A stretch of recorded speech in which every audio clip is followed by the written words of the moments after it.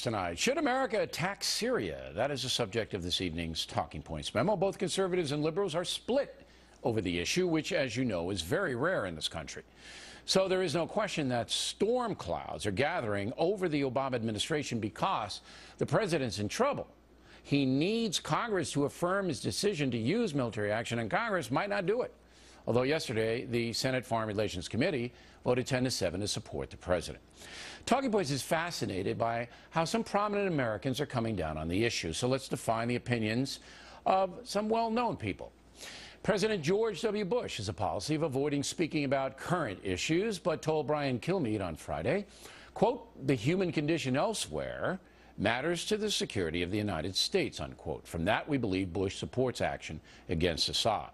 President Clinton said in June that Mr. Obama would look like a wuss, a fool, and lame if he didn't try to bring Assad down, so we believe he supports the action. Dick Cheney has issued no public statement, but in June he told Chris Wallace that the USA should have moved against Assad a long time ago. However, Cheney has doubts that a strike now would accomplish much. His daughter, Liz Cheney, who's running for the Senate in Wyoming, is dead set against attacking Assad. Hillary Clinton supports President Obama's plan, I should say, whatever it may be. Mrs. Clinton needs Obama's support 2016, so she's likely to go along with what the president wants to do. Senator Marco Rubio opposes a strike against Assad, saying he's unconvinced that military action would accomplish anything. Nancy Pelosi supports Mr. Obama in just about everything, so she's on board with attacking Assad. Sarah Palin opposes Mr. Obama in just about everything, so she's against a military strike on Syria. Mrs. Palin has written, quote, "Allah should sort it out." Harry Reid supports an attack on Assad because he says it would be just and necessary, and the USA has a moral obligation to do it. Rush Limbaugh opposes military action, telling his radio audience that the Obama administration is incapable of effective action, that their Syrian plan is incoherent, inconsistent, risky, and unpredictable. Al Gore has said nothing, even though it is very hot in Syria.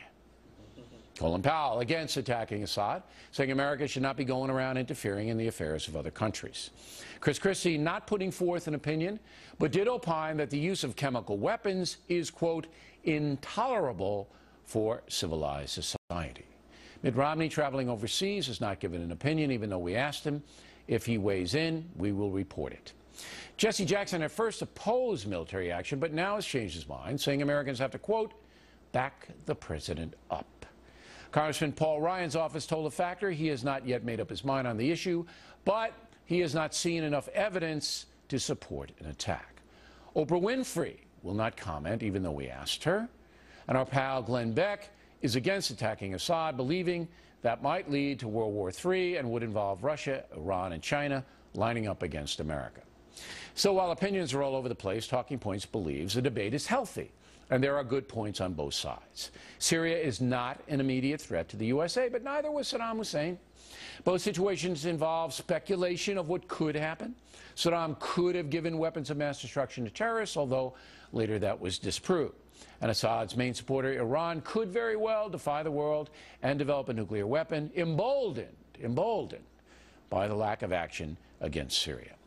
For those of you who are thinking clearly, and I think that's most of the factor audience, it is important to understand that if America decides not to hold Assad accountable for using poison gas against civilians, that prohibition goes away forever. It seems the world is fine with allowing the use of banned weapons, and once again, that's acceptable. If it becomes acceptable, all restraints disappear. You know, it amazes me that Russia and China continue to arm and support Assad and Iran, knowing both countries are gross human rights violators and condone mass murder. Russia and China should be ashamed.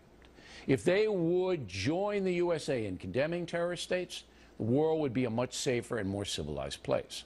Yes, we have to do business with savages like Putin and the ruthless bunch in Beijing, but everybody should know exactly who they are.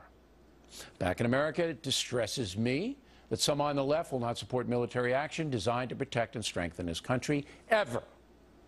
And some on the right despise Barack Obama so much that whatever he does, they oppose. We Americans should always put country first. What President Bush says is correct. The human condition elsewhere matters to the security of the United States. That being said, opposing action against Syria is valid if done for the right reasons.